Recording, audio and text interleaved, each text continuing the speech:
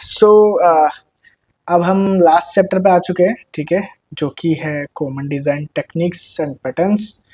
सो इस वीडियो में हम देखेंगे स्टेट प्रोग्रामिंग, स्टेट मशीन्स, ठीक है। सो क्यों नीड पड़ी है इसकी, ठीक है, पहले कैसे कर रहे थे और अभी क्या करेंगे वो हम देखने वाले हैं, ठीक है। सो मूव करते हैं। सो कुछ चीज़ें इसमें बोली है इसने, ठीक है। There are many design patterns for LabVIEW VIs. Most applications use at least one design pattern. Okay. In this course, you explore the state machine design pattern. मतलब इसमें जब फिनिश होने वाला है चैप्टर, तो इसमें हम स्टेट मशीन के बारे में देखेंगे, ठीक है। और भी डिज़ाइन पैटर्न है जो कि हम LabVIEW बेसिक्स 2 में देखने वाले हैं। ओके, सो स्टार्ट करते हैं यूजिंग सिक्वेंशियल प्रोग्रामिंग। ओके, जब स्टार्ट करा होगा आपने, कुछ एक्सरसाइजेस करी होंगी, उसमें कुछ ऐसा होगा कि टेम्परेचर रीड करना है, ठीक है। देन सेकंड टेस्ट करना है टेम्परेचर को कि वो लिमिट में आ रहा है कि नहीं, फिर उसके अकॉर्डिंग डिस्प्ले करनी है वार्निंग कि फ्रीज है कि क्या है, अंडर कंट्रोल है। देन ग्राफ में डेटा दिखाना है और लॉक करना है, ऐसा कुछ किया होगा आपने, ठीक है। स्टार्टिंग के चैप्टर्स में कुछ एक्सरसाइजेस होंगी उसमें। सो ठीक है, many of as you write in LabVIEW complete sequential task, ठीक है, कि मुझे पहले ये करना है, देन ये, देन ये, देन ये, एंड आफ्टर देन ये। So you program this sequential task can be very different. Okay, so okay okay, हाँ, तो ये आपको दिख रहा है, ये है अनसीक्वेंस टास्क, ठीक है। इसमें क्या हो रहा है, इसमें क्या गलत लग रहा है आपको? यहाँ से रीड सर्किट वोल्टेज, फिर उसके बाद क्या करना है, tell user to turn on the power, then read circuit voltage again and tell user to turn off the power, ठीक है। इसमें क्या गलत लग रहा है आपको, ठीक है, बताइए मुझे। Tell user turn on the power, वो पहले आएगा। नहीं नहीं, यूजर करना चाहता है ये कि रीड करा, देन उसके बाद ये वाला पॉपअप आए, देन दोबारा रीड करें और देन ऑफ करें, ये करना है। वही चीज है सर, इसमें एक ही चीज को कंटिन्यूअसली बार बार रिपीट कर रहा है। एक सीक्वेंस में चलाएगा तो हो जाएगा, किसमें?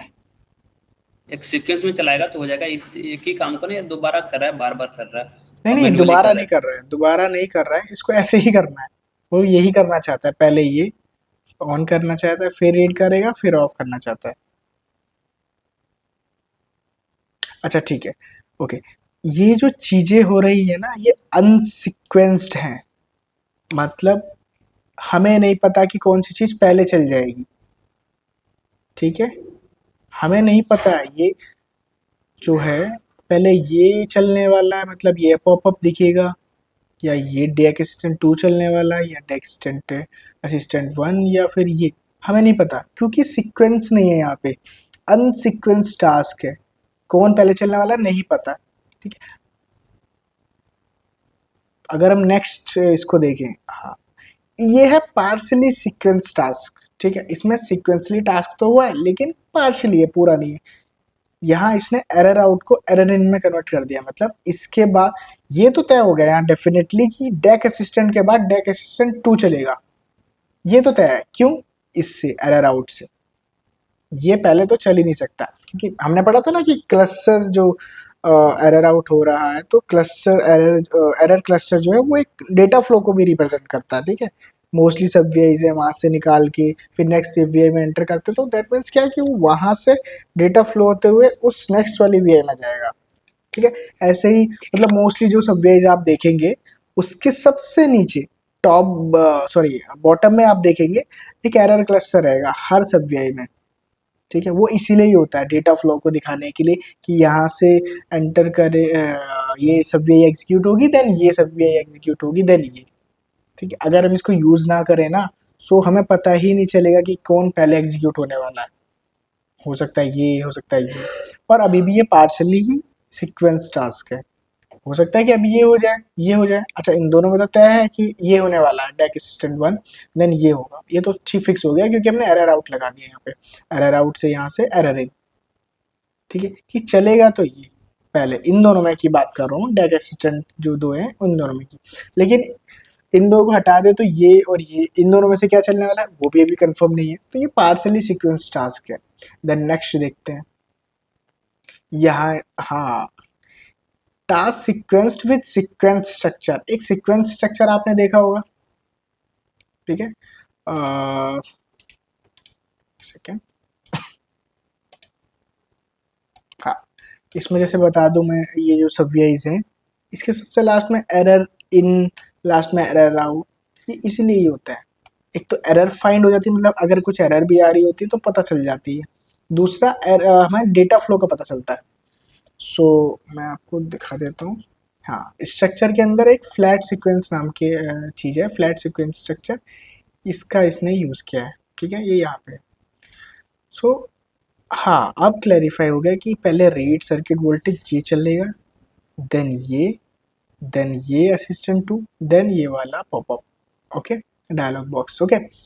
सो देन इसमें एक चीज़ और कर सकते हैं, ठीक है, जो इसमें यूज़ करेंगे हम, कि फ्लैट सीक्वेंस को कैसे हटाएं, ठीक है। तो उसने क्या करा, नेक्स्ट टाइम में फ्लैट सीक्वेंस को हटा दिया, एरर आउट यहाँ कनेक्ट कर दिया इस फ्रेम में, देन वो वायर ले जाते हुए यहाँ एरर इन में, फिर इसकी वायर यहाँ से ले जाके यहाँ पे, ये भी सीक्वेंस में, task sequence with sequence structure and error cluster, ठीक है।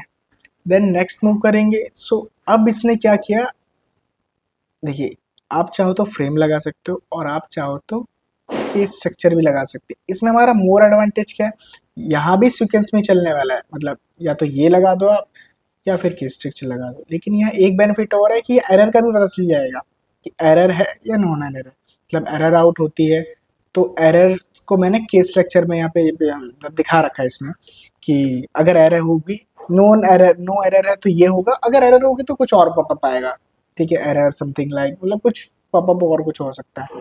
देन वो एरर को बाहर निकाला है, फिर इसके एरर इनमें गया है, ठीक है। एक तो यहाँ सीक्वेंस पता चल रहा है, यहाँ से यहाँ फ्लो हो रहा है, ठीक है, ऐसी चीज़ हो रही है। और एरर आउट जो आ रहा है, मतलब कुछ एरर आई तो उस एरर से कुछ और करना है, ठीक है, या कुछ और इंडिकेट करना है। जैसे यहाँ पर अगर एरर आउट में पहली बार में एरर आ गई तो हम क्या करेंगे, तो यहाँ पे कुछ होगा कि हाँ, error is coming on data DAQ assistant one kindly check, ठीक है, ये सब चीज़ें। अदरवाइज सीक्वेंस तो चल ही रहा है, ठीक है। इस वाली फोटो में ये जो इमेज आपको दिख रही है और जो हमने सबसे पहले देखी थी, इसमें हमें ये पता चल रहा है कि कहाँ से डेटा फ्लो हो रहा है, कौन पहले चलेगा और कौन लास्ट चलेगा, okay. Okay, so using state programming. अच्छा, हमने जो ऊपर सीक्वेंसेस देखे हैं, तो sequence structure and sequentially wired Subway both and completes the task. Often your VI require more complex programming. Okay, so अब क्वेश्चन क्या बनता है, क्वेश्चन ये बनता है, what if you must change the order of the sequence. अगर आपको sequence change करना पड़ जाए तो क्या करोगे, प्रोग्रामेटिकली की बात कर रहा हूँ। अगर आपको सीक्वेंस चेंज करना पड़ जाए कि नहीं, पहले ये इसके बाद ना, ये ना होके ये पहले होना चाहिए था, ये बाद में, या ये डेक असिस्टेंट सबसे पहले और फिर ये पॉपअप बाद में, मतलब सीक्वेंस में आगे पीछे करना हो आपको अपने अकॉर्डिंग, सो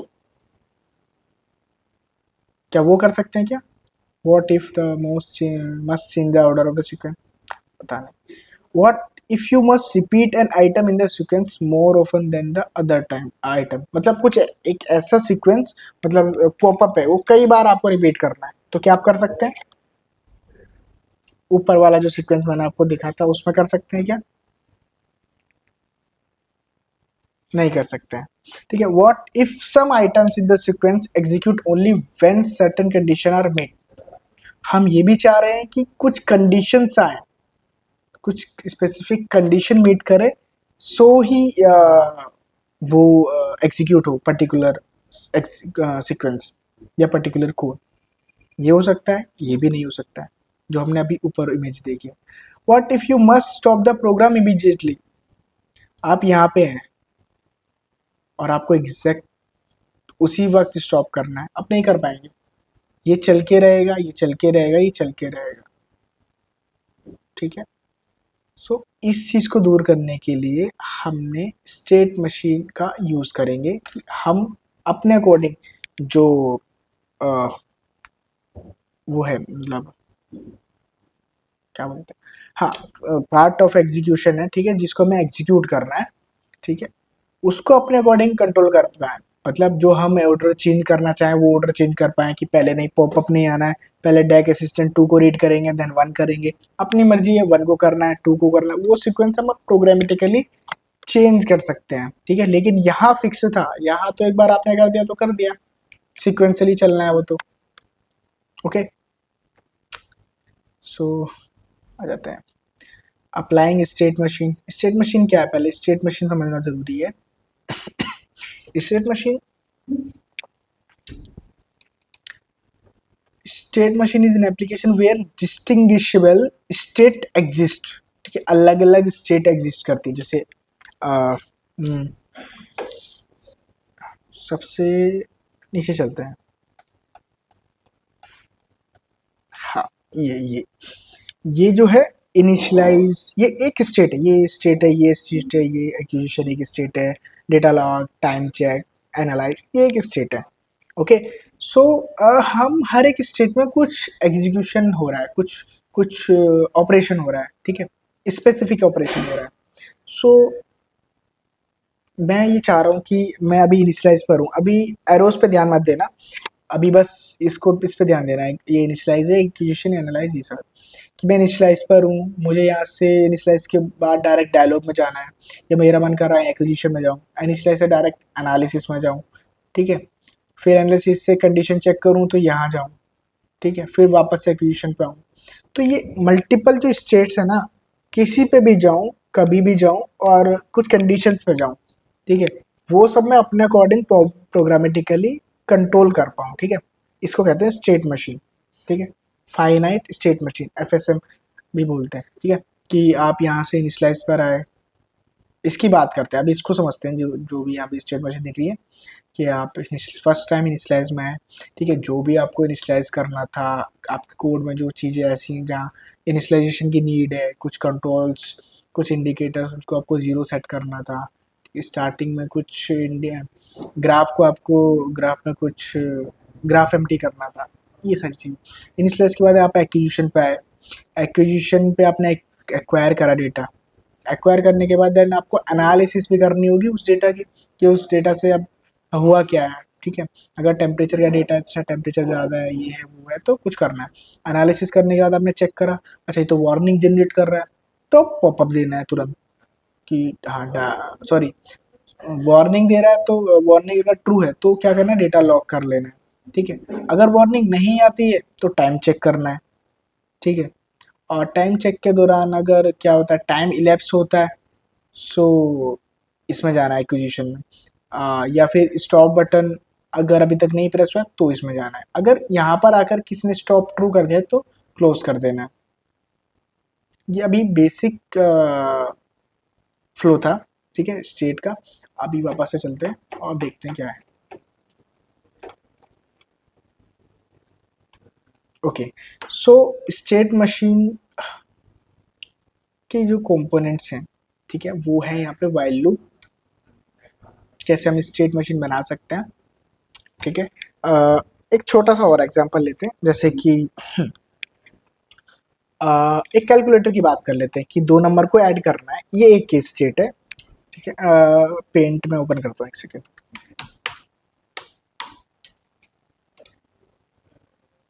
स्क्रीन विजिबल है मेरी? ओके, सो फर्स्ट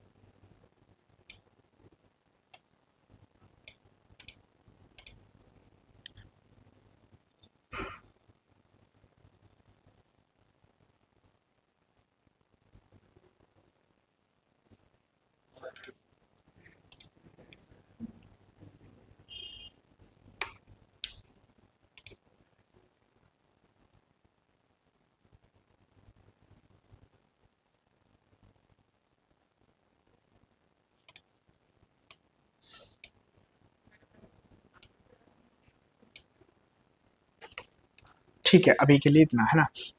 नहीं तो ज़्यादा वो हो जाएगा। सो इसमें क्या हुआ, ये स्टेट है, ठीक है। जैसे मुझे क्या करना है, 2 नंबर को ऐड करना है। बहुत छोटा एग्जांपल लेते हैं, ठीक है, ज़्यादा बड़ा नहीं, समझना है आपने को पहले, फिर इम्प्लीमेंट करते हैं कि मेरे को 2 नंबर को ऐड करना है, ठीक है। और फिर उन्हीं 2 नंबर को कभी मुझे मल्टीप्लाई करना है, फिर उन्हीं 2 नंबर को सब्ट्रैक्ट, फिर डिवीज़न। ओके, सो मुझे क्या करना है, अब मैं क्या करूँगा, मैं एक ऐसी स्टेट बनाऊँगा कि जिसमें आके यूज़र्स कंट्रोल करे कि अब करना क्या है। जैसे यूज़र ने कंट्रोल प्रेस किया बटन ऐड, सो ऐड हो जाए एंड देन वापस से वेट में आ जाए, ठीक है। मतलब ये कि एक बार कोड चला, मैं एक बार कोड के हिसाब से बताता हूँ। जैसे इनिशियलाइज हुआ है कि स्टेट बना रखी है, कि स्ट्रक्चर है इनिट, ठीक है, इनिशियलाइज, वहाँ आके सारे कंट्रोल इनिशियलाइज हो गए 0 से, देन वेट पे आ गए। ओके, वेट एक ऐसी कंडीशन है जहाँ से यूज़र कंट्रोल कर सकता है कि करना क्या है, ऐड करना है, सब्ट्रैक्ट करना है, मल्टीप्लाई करना है, डिवीजन करना है, ठीक है। अगर यूज़र ने प्रेस किया ऐड, सो क्या होगा, यहाँ से निकल के वेट से निकल के वो जाएगा ऐड में और ऐड कर देगा 2 नंबर को और वापस से वेट में आ जाएगा, ठीक है। देन वेट में आ गया, अब यूजर का मन कर रहा है कि वो मल्टीप्लाई करे, तो वापस से मल्टीप्लाई पे क्लिक करा। और यूजर कहाँ से कंट्रोल कर सकता है, वेट से ही कर सकता है, ध्यान देना इस बात को, वेट से कंट्रोल कर सकता है। तो ऐड करने के बाद तो वेट में आ गया था, फिर वेट से वो मल्टीप्लाई करना चाहता तो वापस से मल्टीप्लाई में गया, और मल्टीप्लाई करने के बाद 2 नंबर का, फिर वो वेट में आ गया वापस से, ठीक है। और ऐसे ही उसने सब्ट्रैक्ट करने की कोशिश करी कि अब वेट में आ गया तो अब सब्ट्रैक्ट भी कर सकता है, डिवीजन कर सकता है। मतलब कहने का ये है कि वेट एक ऐसी स्टेट है जिसमें सारे ऑपरेशन करने के बाद वापस से वेट में आता है, क्योंकि इस यहाँ पर यूजर को कंट्रोल दिया गया है कि ऑपरेशन करने के बाद वेट में आके यूजर कंट्रोल कर सकता है कि अब वो क्या करवाना चाहता है, ठीक है। और चाहे तो इस स्टेट में आके वो स्टॉप भी कर सकता है। ये एक स्टेट है कि एक स्टेट और बना लेते हैं जहाँ पे स्टॉप होगा कोड आके, ठीक है। यहाँ पे आके स्टॉप होगा, ठीक है। तो अब अगर यूजर चाहे तो स्टॉप भी कर सकता है कोड को, ठीक है। वेट में आके ये जो है, हाँ, वेट जो है आपका इन्फिनाइट चल रहा है, मतलब कुछ परफॉर्म हुआ, यहाँ से गया मल्टीप्लाई हुआ, देन मल्टीप्लाई से डायरेक्ट वेट में ऐड हुआ, देन एडिशन के बाद वेट में, ठीक है। ये है स्टेट्स। ओके, समझ पा रहे हैं ना। लास्ट में ये सारी चीजें करने के बाद addition, subtraction, multiplication, division, user wants to exit the code, so exit करने के लिए वेट में रहेगा यूजर और स्टॉप बटन पे क्लिक करेगा, then stop and code stop. Stop में हमने कंडीशन ट्रू कर रखी थी व्हाइल लूप की, स्टॉप हो गया। सो ये एक स्ट्रक्चर है, एक पैलेट, ठीक है, सॉरी एक पैटर्न है स्टेट मशीन का। ओके ओके, देन मूव करते हैं। तो इससे बनाने के लिए हमें क्या क्या चाहिए, क्या कंपोनेंट्स लगते हैं, वो हम देख लेते हैं। वाइल लूप, वाइल लूप क्यों चाहिए, क्योंकि हमें कंटिन्यूसली यूजर कभी भी एंटर कर सकता है ना, एडिशन वो कभी भी कर सकता है, कभी भी उसका मन ये करे। जिससे जिससे अभी आपने समझा ना, वेट वाले जो इनफिनाइट चलती है, इनफिनाइट चलाने के लिए व्हाइल लूप का यूज करते हैं हाँ, किसी एक स्टेट से। इनफाइनाइट चलाने के लिए वाइल लूप का यूज करते हैं, continually execute the various state, ठीक है। जैसे मैंने अभी लास्ट बताया था, एडिशन, सब्ट्रैक्शन, मल्टीप्लिकेशन और डिवीजन, सारी चीज़ें कर ली यूज़र ने, तो वापस से वेट में बैठा है। वेट में रन, मतलब वेट अभी भी चल रहा है, मतलब अगर यूज़र इंटरेक्ट करना चाहेगा तो जब तक वाइल लूप चल रहा है तभी तक उस कंट्रोल की वैल्यू को चेंज कर पाएगा। हमारा जो इंटरेक्शन रहता है कोड के साथ, कोड में अगर कुछ वैल्यू चेंज करते हैं कंट्रोल्स की या किसी चीज़ की, तो within a while loop ही कर सकते हैं ना, क्योंकि वाइल लूप ही है कंटिन्यूसली चल रहा है, और वाइल लूप के अंदर जो भी कंट्रोल रहेंगे वो भी कंटिन्यूसली वहाँ से वैल्यूज रीड हो रही होती है, तो हम जब चेंज करते हैं तो वहाँ रिफ्लेक्ट होती है, क्योंकि वो वाइल लूप इन्फिनिटली चल रहा होता है। सो इसमें वाइल लूप की नीड पड़ेगी, ठीक है। Then case structure contain a case for each state, जैसे मैंने अभी addition, subtraction, multiply, division and stop ये केस बनाए, तो आप यहाँ पे केस बना सकते हैं, ठीक है। इनिशियलाइज का, वेट का, add, subtract, multiply, division and stop, ठीक है, वो केस स्ट्रक्चर बना रहे। अच्छा, shift register containing the state transition information, मतलब आप वेट में थे, ठीक है, आप कहाँ थे, वेट में थे, आप यहाँ वेट में थे, ठीक है, और सेकंड, हाँ, तो आप वेट में थे और वेट से आपको ऐड में जाना है, ठीक है। सो शिफ्ट रजिस्टर क्या करता है, पहले मुझे ये बताइए।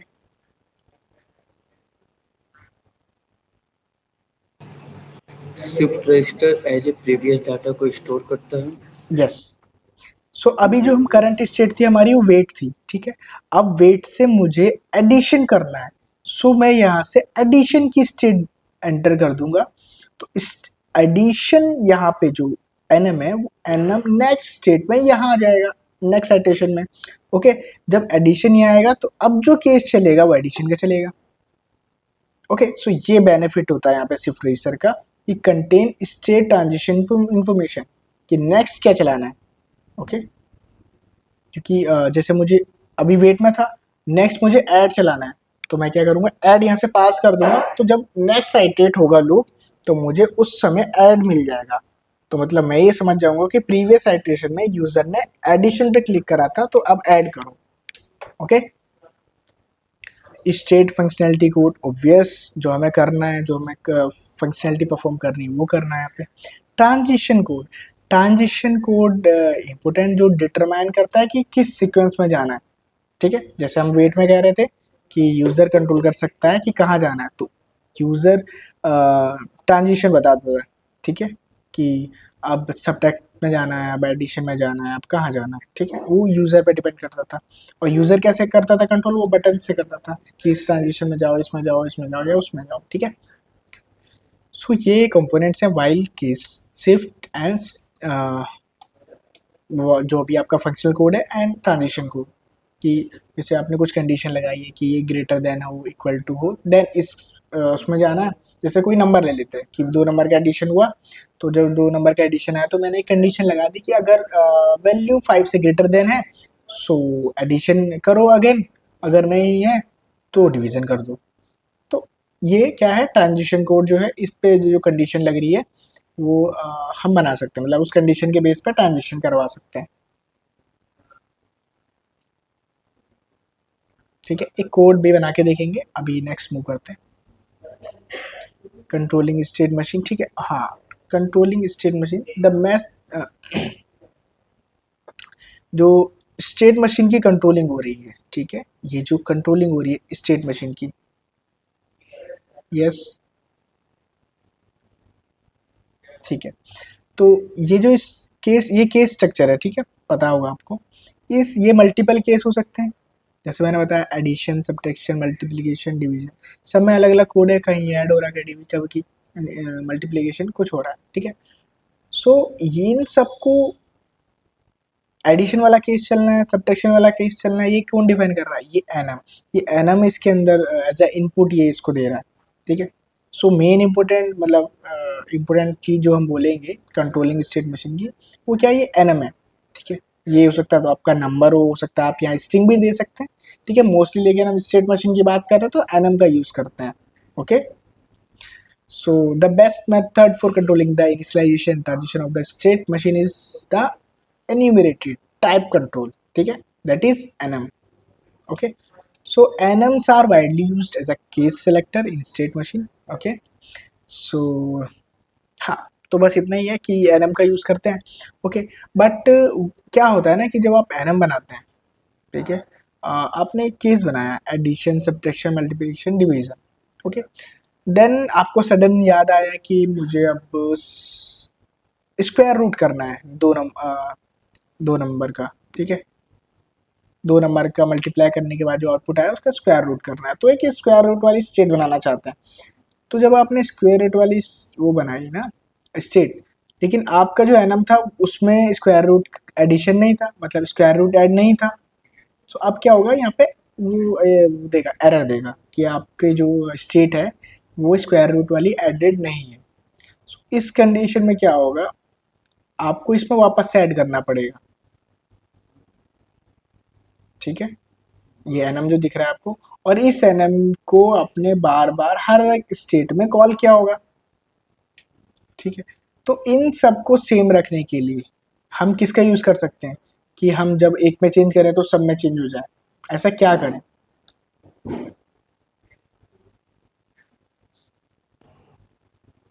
और टाइप डेफ का यूज कर लेंगे। Yes, exactly.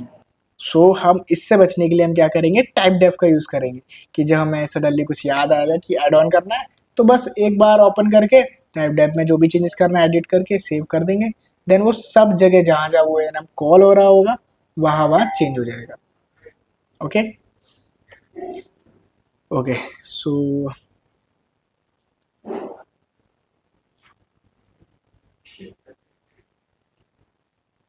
ठीक है, तो एनम तो है ही उसका पार्ट। सो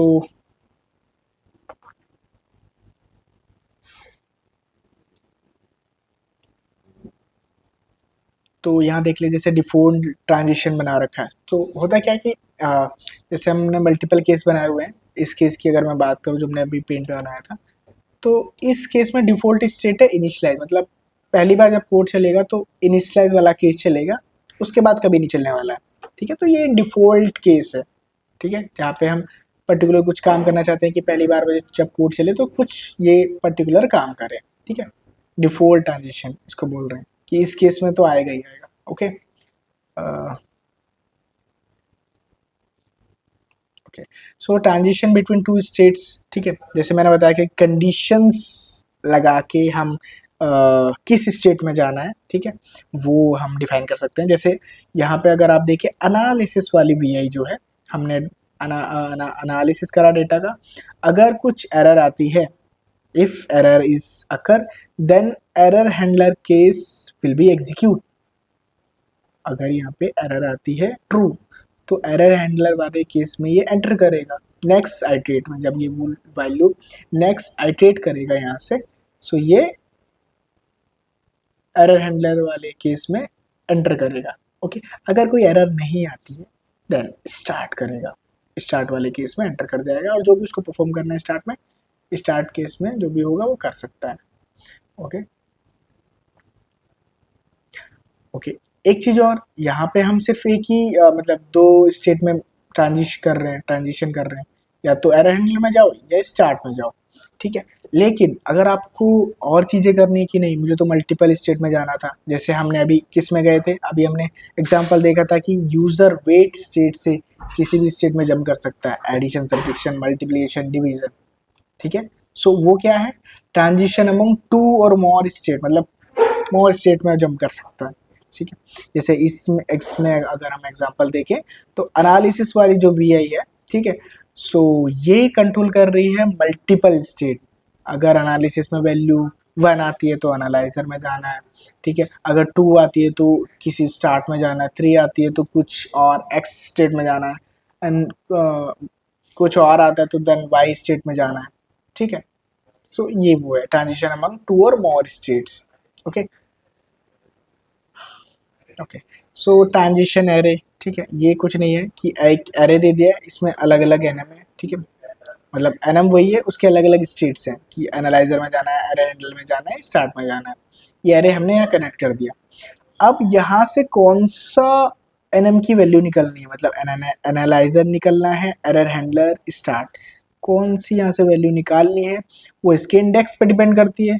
ओके, और वो इंडेक्स कौन डिटरमाइन करेगा, ये डिसीजन मेकिंग कोड जो कि बीच में लगा हुआ है, ठीक है, ये कुछ भी हो सकता है, ठीक है, ये डिपेंड करेगा कि यहाँ से एनालाइजर देना है, यहाँ से एरर हैंडलर पास करना है, यहाँ से स्टार्ट करना है, ये जस्ट क्या करेगा डिसीजन मेकिंग कोड, ये यहाँ से इसको इंडेक्स पास करेगा, दैट्स ऑल।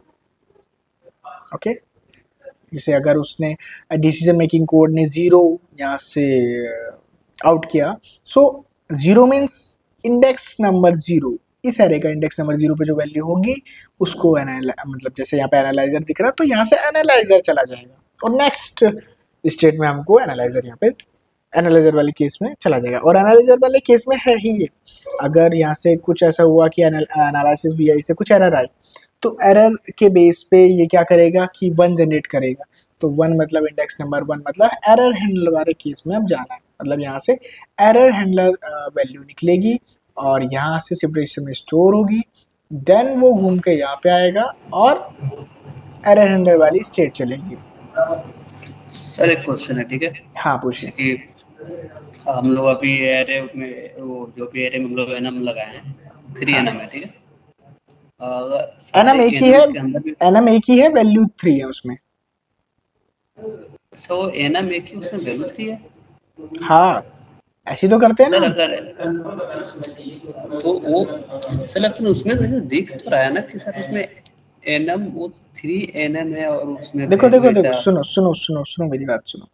ये एनालाइजर, एरर हैंडलर और ये स्टार्ट जो है ये एक ही एनम है, ठीक है, लेकिन इस 3 एनम बनाए, ठीक है, तीनों के तीनों में स्टार्ट लिखा हुआ है, सब इधर ध्यान देते हैं, ठीक है, तीनों में स्टार्ट, इसको कॉपी किया वापस से यहाँ पे एक स्टार्ट, यहाँ पे से स्टार्ट, लेकिन स्टार एक किसी 2 स्टार्ट में मैं क्लिक करके उसकी वैल्यू चेंज कर सकता हूँ, एरर हैंडलर बना सकता हूँ, किसी को स्टार्ट बना सकता हूँ।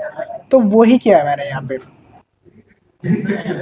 यहाँ पे जो ये आपको एरर दिख रहा है, एरर में जो एनएम है उसको वैल्यू चेंज कर दिए, पहले वाले में एनालाइजर कर दिए, दूसरे वाले में एरर हैंडल कर दिए, तीसरे वाले में स्टार्ट कर दिए।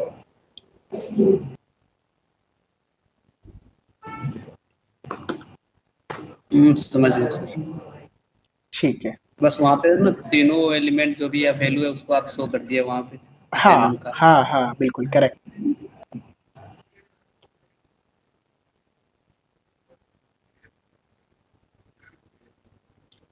ठीक है। हाँ, the LabVIEW state diagram toolkit is not include in the LabVIEW professional development. मतलब ये जो यहाँ आपको एग्जांपल दिख रहा है ना ये वाला, सो ये स्टेट डायग्राम टूलकिट से यहाँ पे लाया गया है, ठीक है। ठीक है, मतलब अगर आप लैब व्यू में देखेंगे जब ओपन करते हैं तो वहाँ पे आपको पैटर्न दिखेंगे, ठीक है, स्टेट मशीन पैटर्न, ठीक है, पैरेलल डेटा फ्लो या parallel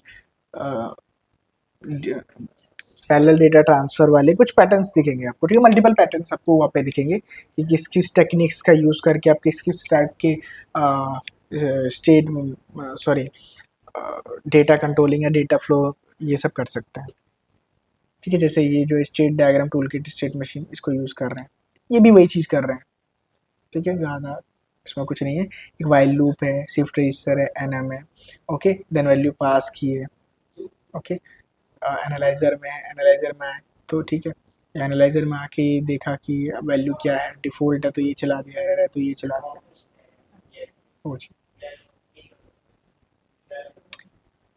case study, course project, ये आ, इसको समझते हैं थोड़ा सा, ठीक है। Okay, so the course project acquire a temperature, एक सिनेरियो है, इसको समझते हैं और उसके हिसाब से ये स्टेट बनाते हैं। The course project acquires a temperature every half second, ठीक है, एक प्रोजेक्ट है जिसमें हमें हर आधे सेकेंड में टेम्परेचर एक्वायर करना है, okay. Analyses each temperature to determine if the temperature is too high or too low and alert the user if there is a danger or heat stroke or freeze, ठीक है, मतलब ज़्यादा है तो heat stroke और कम है तो freeze, ये बताना है। The programmer log the data if the warning occur, ठीक है, अगर वार्निंग आती है तो क्या करना है, लॉक करनी है वार्निंग को। If the user has not click the stop button the entire process repeat, अगर यूजर ने स्टॉप नहीं किया तो वापस से सेम प्रोसेस रिपीट कर दो, ठीक है। तो इसमें हम समझेंगे कि क्या हुआ है, ओके। सो जैसे यूजर फर्स्ट टाइम मतलब कोड जब एग्जीक्यूट हुआ तो पहली स्टेट चली इनिशियलाइज, ओके, इनिशियलाइज एक ही बार चली, उसके बाद वापस कभी नहीं चलेगी क्योंकि एरो एंटर करते वक्त है और एक एग्जिट करते वक्त है, ओके। देन यहाँ पर आए, एक्विजिशन हुआ, एक्विजिशन के बाद ये सिर्फ एनालिसिस में जा सकती है, एनालिसिस में जा सकती है और कहीं नहीं, क्योंकि एरो इसका एनालिसिस की तरफ है। एक्विजिशन के बाद ये डायरेक्ट जंप किया एनालिसिस में, ठीक है। अब इसके पास दो रास्ते हैं एनालिसिस से, या तो ये जाए टाइम चेक के पास या ये जाए डेटा लॉग में। वो डिपेंड करता है किस पे, वार्निंग्स पे। ओके, वार्निंग मतलब ये जो है ट्रांजिशन स्टेट, ये डिफाइन कर रहा है कि किस ट्रांजिशन किस स्टेट में जाना है, डेटा लॉग में या फिर टाइम चेक में। अगर, और वो किस बेसिस पे कर रहा है, वो इस बेसिस पे कर रहा है कि अगर कुछ वार्निंग आती है, अगर वार्निंग आ जाती है तो वार्निंग हमें सेव करनी है, डेटा लॉग करना है वार्निंग का, तो हम क्या करेंगे, डेटा लॉग में आएंगे और देन टाइम चेक में जाएंगे। अगर वार्निंग नहीं आती है, सिंपल डायरेक्ट यहाँ से जंप करेंगे टाइम चेक में। ओके, अब टाइम चेक कर लिया है, टाइम चेक करने के बाद भी ये मल्टीपल स्टेट में जा सकता है, और वो भी कुछ कंडीशंस पे डिपेंड करता है कि अगर जो टाइम है वो, ठीक है, आधे सेकंड से ज़्यादा हो गया है, ठीक है, टाइम इलेप्स जो है फॉल्स, मतलब टाइम इलेप्स नहीं हुआ है और स्टॉप बटन नहीं दबा है, सो यहाँ पे जाओ, कहाँ पे, एक्विजिशन में जाओ दोबारा, सॉरी, अगर टाइम इलेप्स हो चुका है, मतलब यहाँ देखना है कंडीशन यहाँ पे ट्रू है, अगर टाइम इलेप्स हो चुका है, ठीक है, ट्रू हो गया और स्टॉप बटन नहीं दबा है, तो इसमें आना है आपको एक्विजिशन में। ठीक है, अगर टाइम इलेप्स अभी भी नहीं हुआ है तो इसी स्टेट में वापस रहो, मतलब टाइम चेक में ही रहो, वापस से टाइम चेक में ही आ जाओ। ये देख रहे हो ना, घूमते हुए, यहाँ से घूमते हुए इसी में आ जाओ। अगर मतलब इतना टाइम बीत चुका है तो एक्विजिशन में जाओ, अगर टाइम नहीं बीता है तो यहीं रुके रहो। इसने क्या बोला था कि हाफ सेकंड के बाद डेटा वो एक्वायर करता है ना ये, तो अगर मान के चलो 0.1 सेकंड हुआ है तो यहीं रहेगा, चेक करेगा टाइम। 0.2 सेकंड हुआ है, अभी भी यहीं रहेगा जब, और ये भी चेक करेगा कि स्टॉप दबाए कि नहीं दबाए, यूजर ने स्टॉप करा है कि नहीं करा है। ओके, एंड 0.3 सेकंड हो गए हैं, 0.4 सेकंड हो गए हैं, एंड 0.5, अगर टाइम इलेप्स हो गया, 0.5 सेकंड हो गया है, मतलब कंडीशन ट्रू हो गई है। सो अब क्या होगा, ये इस स्टेट को छोड़ के और दूसरी कंडीशन भी चेक करेगा, स्टॉप दबाए कि नहीं दबाए। तो अगर टाइम लैप्स हो चुका है और स्टॉप अभी तक नहीं दबा है तो टाइम चेक से डायरेक्ट जंप करेगा एक्विजिशन पे, और वही सेम प्रोसेस जो अभी दोहराया था, सेम प्रोसेस यहाँ पे दोहराया जाएगा, वापस से एक्विजिशन से एनालिसिस में, और ये चलता रहेगा पैटर्न बार बार लगातार। ठीक है, लेकिन अगर अब यूजर को स्टॉप करना है तो जब जब ये ऐसे घूम कर जब टाइम चेक में आएगा, तो टाइम चेक में अगर यूजर स्टॉप पर क्लिक करता है तो ये इस कोड से बाहर आ जाएगा, यहाँ से स्टॉप हो जाएगा। ठीक है, तो इस तरीके से हम अपना स्टेट मशीन बना सकते हैं। ओके, यहाँ पे जो ट्रांजिशन स्टेट है, देखो यहाँ डिपेंड करता है कि जैसे इस केस में ट्रांजिशन स्टेट किस पे डिपेंड कर रहा है कि वार्निंग आई कि नहीं आई। अगर वार्निंग आएगी तो ट्रू, मतलब डेटा लॉग में जाना है, नहीं आएगी तो फॉल्स, यानी कि टाइम चेक में जाना है। टाइम चेक में भी दो कंडीशन यहाँ पे चेक करिए, अगर टाइम बीत चुका है उतना, मतलब डेढ़ से आधा सेकंड हो चुका है, तो इसमें जाना है एक्विजिशन में, नहीं तो यहीं पे रहना है, टाइम चेक में घूमते रहना है गोल गोल। ओके, तो सर ये डेटा लॉग में जाके क्या करेगा? डेटा लॉग में वार्निंग को लॉक करेगा कि वार्निंग आई थी। ठीक है, कि टेम्परेचर हाई गया था या टेम्परेचर लो चला गया था, तो वो उसको लॉक करेगा यहाँ पे। ठीक है, ओके, सो ये उसका कोड है, मैं आपको दिख रहा होगा। ठीक है, कि पहले क्या हुआ, ये इधर आया, एक्विजिशन में आया। ठीक है, एक्विजिशन स्टार्ट हुई। ठीक है, ये टाइम लैप्स चेक करता रहेगा यहाँ पे। ठीक है, अपर लिमिट लोअर लिमिट, ये कि विद इन लिमिट है कि नहीं वो टेम्परेचर। ठीक है, यहाँ से एनालिसिस में गया। ठीक है, ये एक्विजिशन स्टेट थी। ठीक है, यहाँ से एक्विजिशन में आया सबसे पहले, जो ये वाली स्टेट थी ना, यहाँ एनालिसिस में आया। एनालिसिस में ये स्टेट है, यहाँ इसने चेक करी कि विद इन रेंज है कि नहीं। अगर विद इन रेंज है तो ठीक है, अगर नहीं है तो डेटा लॉक करो, मतलब वार्निंग आ गई है तो डेटा लॉक करो। अदरवाइज किस में जाएगा ये बताओ, ये जाएगा टाइम चेक में। ओके, तो यहाँ से जाएगा टाइम चेक। ठीक है, और टाइम चेक तो हो ही रहा है हर बार। So, ये डेटा लॉग स्टेट है। अगर वार्निंग आती है ना, जैसे यहाँ पे डेटा लॉग में एरर आई, तो ये डेटा लॉग में आकर इधर ये जो है टेम्परेचर क्या था, अपर लिमिट क्या थी, वार्निंग क्या आई है, उन सब का सम लेके इसने क्या किया हुआ है, राइट किया हुआ है। स्टार्टिंग में ही इसने ओपन कर ली थी फाइल, ठीक है, लो लेवल वी जहाँ से राइट करते हैं, और उसका फाइल रेफ नाम लेकर इसने यहाँ पे राइट कर लिया। और ये राइट तभी होगा जब वो डेटा लॉग मतलब एरर आएगी वहाँ पे, ठीक है, अदरवाइज नहीं होगा। देन इसके बाद ये कहाँ जाएगा, डेटा लॉग के बाद टाइम चेक में जाएगा। टाइम चेक में आ गया, ये टाइम चेक वाली स्टेट है, ओके, यहाँ से आया टाइम चेक में आया। और टाइम चेक में आके हमने क्या देखा था कि वो टाइम चेक करेगा कि टाइम इलैप्स हुआ है या नहीं हुआ है। अगर टाइम इलैप्स हो गया है तो एक्विजिशन में जाओ, अदरवाइज टाइम चेक में ही घूमते रहो, है ना। ये हमने देखा था ऊपर कि अगर टाइम इलैप्स हो गया है तो हमें जाना है एक्विजिशन में, अदरवाइज टाइम चेक में ही घूमते रहो। ओके, सो आपको एक्सरसाइज 10_1 ये आपको करनी होगी, ठीक है। देन मूव करते हैं, ठीक है। यूजिंग पैरेललिज्म, ठीक है, you need to program multiple task so that execute at the same time. आप चाह रहे हैं कि कोई टास्क है, मल्टीपल टास्क है, और वो साइमल्टेनियसली रन करें, पैरेलली रन करें। सो उसके लिए हम क्या करते हैं, पैरेललिज्म यूज करते हैं, पैरेलल लूप यूज करते हैं, ठीक है। इन LabVIEW task can run in parallel if they do not have a data dependency between them. मतलब अगर कोई एक इंडिपेंडेंट टास्क है कि मेरे को यहाँ पे कुछ टेम्परेचर रीड करना है, दूसरा एक इंडिपेंडेंट टास्क है कि मेरे को यहाँ पे वोल्टेज रीड करना है, ठीक है, तो हम उसको पैरेलल में कर सकते हैं, ठीक है। If they are not using the same shared resource, अगर वो दोनों सेम रिसोर्स यूज नहीं कर रहे हैं तो,